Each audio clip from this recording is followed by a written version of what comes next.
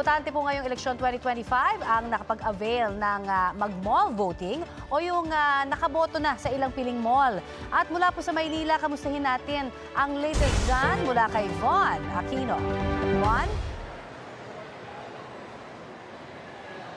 Connie, kung ikukumpara sa mga regular polling precincts, talaga namang mas maginhawa at mas convenient na bumoto sa mga malls, kagaya na lamang dito sa isa sa mga malls sa Maynila. Nakita natin dito na maginhawa yung pagboto ng mga botante dahil syempre malamig, the aircon, at walang gaanong mahabang pila at yung mga naghahanap ng kanilang mga presinto ay cool lang at hindi talaga nagkakagulo kumpara dun sa mga nakita natin sa mga polling precincts kanina. At convenient, Connie, dahil nga yung mga bumoboto rito ay yung mga residente rin ng barangay na malapit dito.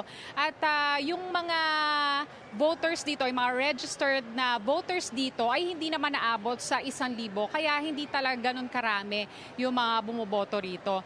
At ito nga yung isa sa dalawang mall na binisita ni COMELEC Chairman George Garcia dito sa Maynila, nakabilang doon sa 42 malls na kasama o participating doon sa mall voting program ng COMELEC. At ayon kay COMELEC Chairman George Garcia ay wala raw aberya yung operasyon o yung pagboto ng ating mga kababayan dyan sa 42 malls na yan.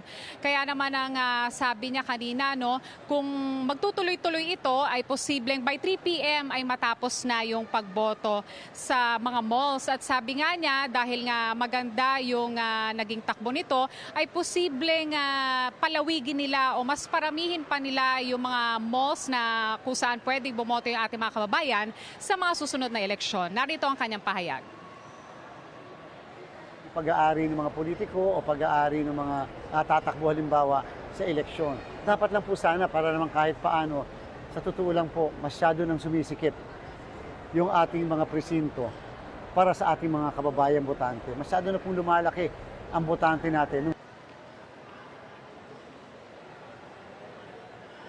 So far, Connie, okay naman at walang aberya yung ACM dito, at nakikita natin na maluwag pa rin yung loob nitong voting area at tuloy-tuloy pa rin naman yung pagboto ng ating mga kababayan dito. At syempre, yung iba rito, pagkatapos bumoto, ay namamasyal na rin. At yan muna ang latest mula rito sa Maynila. Ako si Von Aquino para sa GMA Integrated News. Dapat totoo sa eleksyon 2025. Maraming salamat, Von Aquino.